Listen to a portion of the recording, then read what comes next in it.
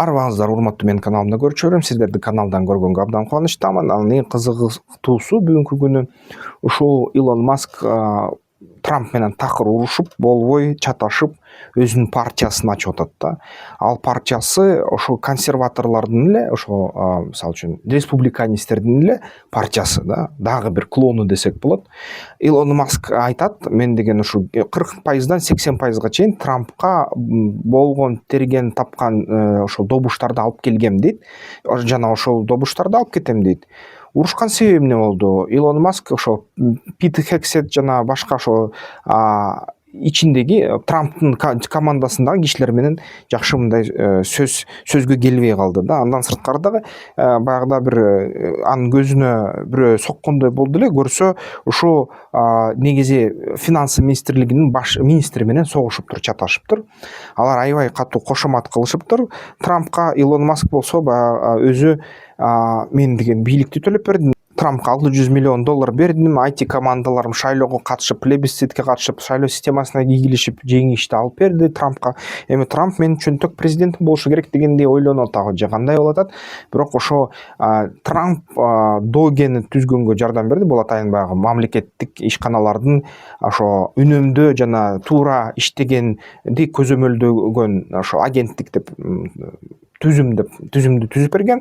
Ал Догени эми Трамп айтат, Илон Маск сага каршы ушуну кайра бурам дейт, балким сен баягы иштериң бар дейт да. Эң негизги, эң биринчиси, сен мага каршы чыксаң, мен сени ушу мамлекет тарабынан Теслага берген, электромобилдерге, жашыл экономикага берген ошо нерселерди жок кылам дейт да. Анан эң негизги ошо урушуп кеткен себеби бул деген американча amazing, beautiful ошо law деген bill деп айтылган мыйзам да. Бул деген сулуу, сонун, укмуш, тим эле кооз мыйзам деп аталган мыйзам болчу.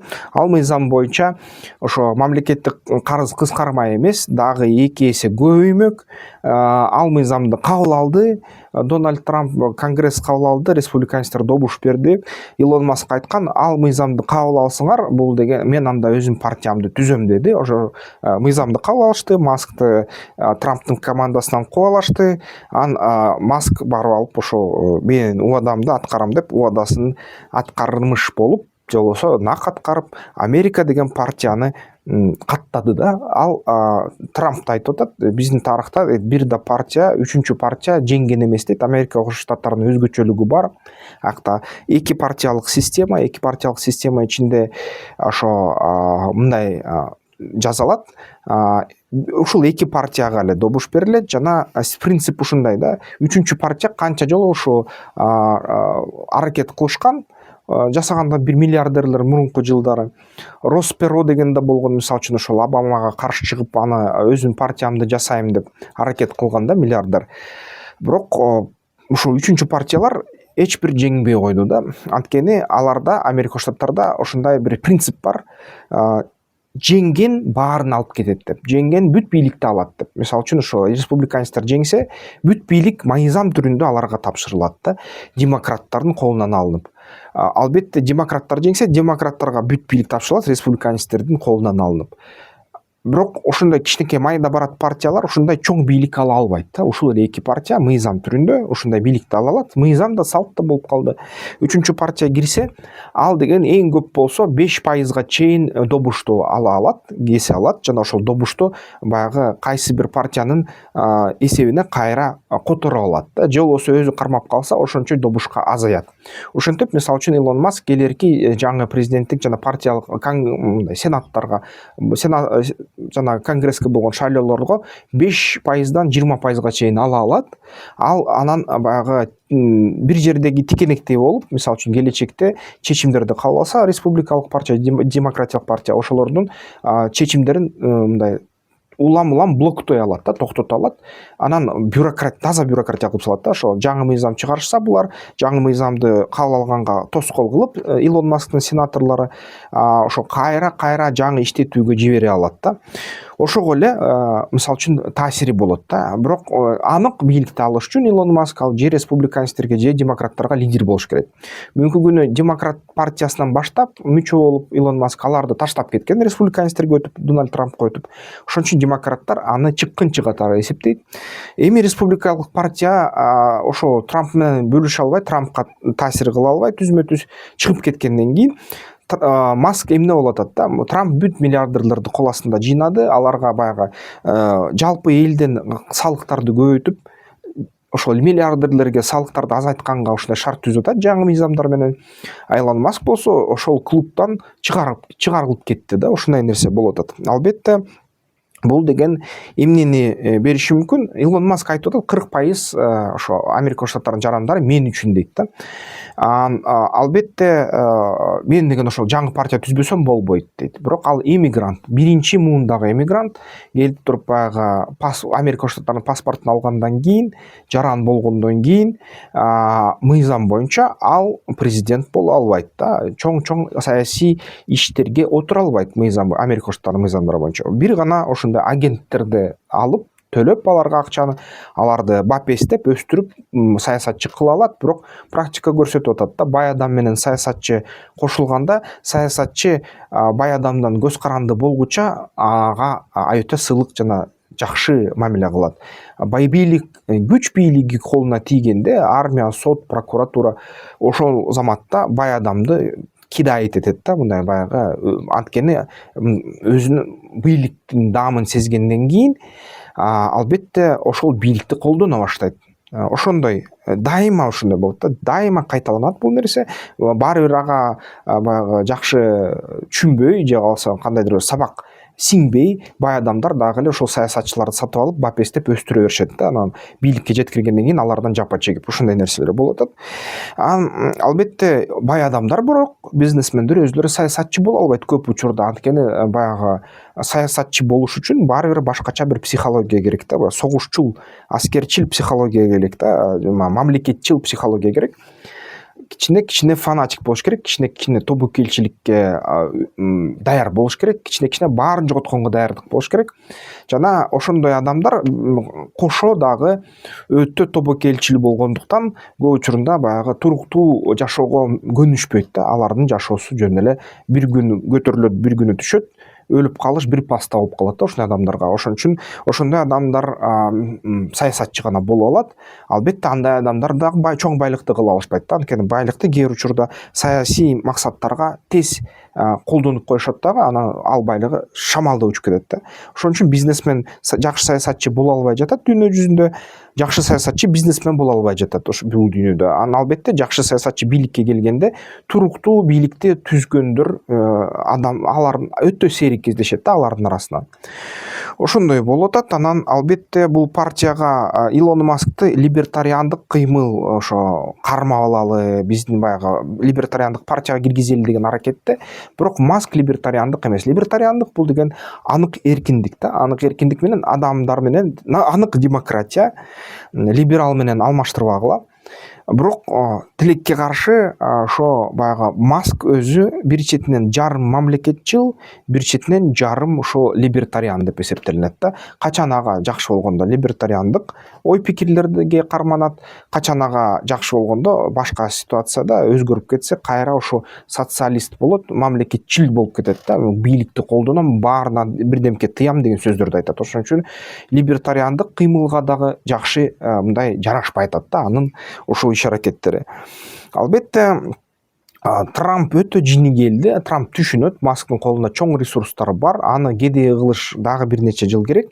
Албетте Тесланын акциялары түшүп атат, ошондой партия пайда болду дегени менен акчаны жоготуп атат Маск миллиарддаган. Бирок Трамп дагы нервтенип атат да, ошо өтө жини келип атат. Ошо Маскты депорт кылам, тигини кылам, муну кылам дейт.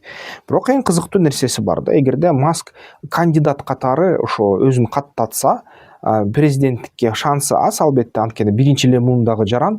Бирок кантсе да ошо каттаттырса, кандайдыр бир жол менен аны дагы мыйзамдар жол берет ага.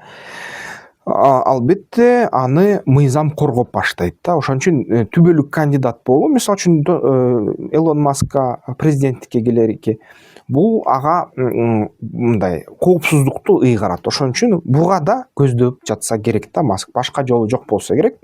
Анткени бүт байлыгы, бүт активдери, бүт капиталы АКШда тамыр түшүп калды аныкы.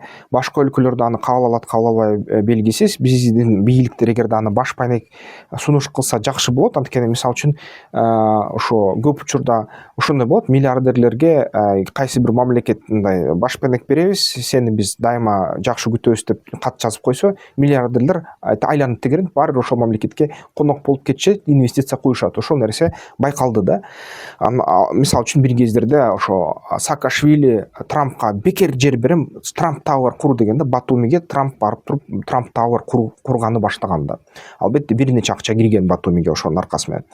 Ошондой нерселер болушу ыктымал. Ошон үчүн негизи Трамп ошо Маскка кысым кылары менен, Маск ушинтип коргонору менен, эгерде Трампка утулса, албетте баары бир жакка качат да. Бирок эгерде утса, анда чоң ошо Америка саясатында чоң бир текенек болуп калат да Маск жана анын партиясы. Ким билет, эгерде акчасы жетиштүү болсо жана акылы ордуна келсе, анткени Маск дагы импульсив, эмоционалдуу адам экен, аябай кээ бир учурда баягы эмоционал чечимдерди кабыл алат экен. Эгерде мындай стратегтерди биргелештирип кол астына жийип иш аракеттерди кылса, анда балким Маск да эмки президент болуп кетет Америка Штаттарынын, ким билет да, ошону көрүш керек болот. Кантсе да бул нерсе аябай баягы Америка ичиндеги саясатты өзгөртүп атат, чоң таасир кылып атат. Бул нерсе номер бир жаңылык болуп калууда да Америка Штаттарда. Бизге кандай пайда булардан? Биринчиден, эгерде Илон Маск өзүнүн баягы капиталына кандайдыр бир жайгаштырганга, сактаганга жер издесе, Кыргызстанды сунуш кылыш керек да. Биз деген даярбыз Илон Маск менен иштеген. Анын технологиясы жакшы. Бизге, мисалы үчүн, биздин мамлекетке электромобилдерди жайылтуу, электромобилдерге толук өтүү кызыктуу. Алардын баягы аккумуляторлордун технологиялары бар. Ошол технологияларды жасаган заводдорду курса Кыргызстанга, бизге кызыктуу. Бизде кандайдыр бир деңгээлде сейрек кездешүүчү металлдар бар. Илон Маск келип туруп заводдорду, рафинация заводдорун курса, ошол кендерди экологияны бузбай алып иштеткенге, бизге бул кызыктуу. Илон Маск эгерде баягы Трамп менен согушууда утулса, качса, бияка келип баш пайнек алып, бияка жайгашса, көлгө резиденция куруппу же бияка куруп, Бишкекке куруппу, бизге да бул кызыктуу, биздин мамлекетке. Демек, ошондой адамдарга биз аңчылык жарыялашыбыз керек.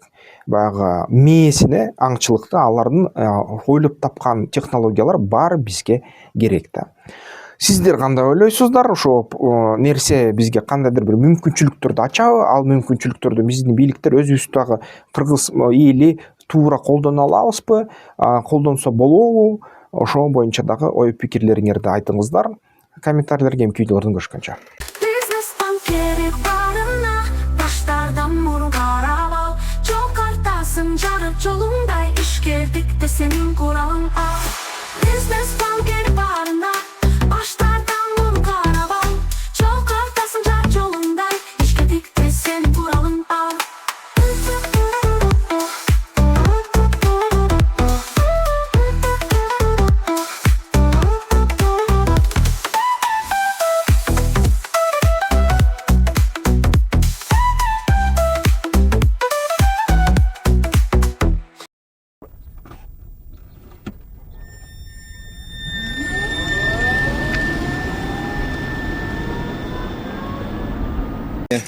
Вот туда. О, от души. Красота, блин. Охренительно видно.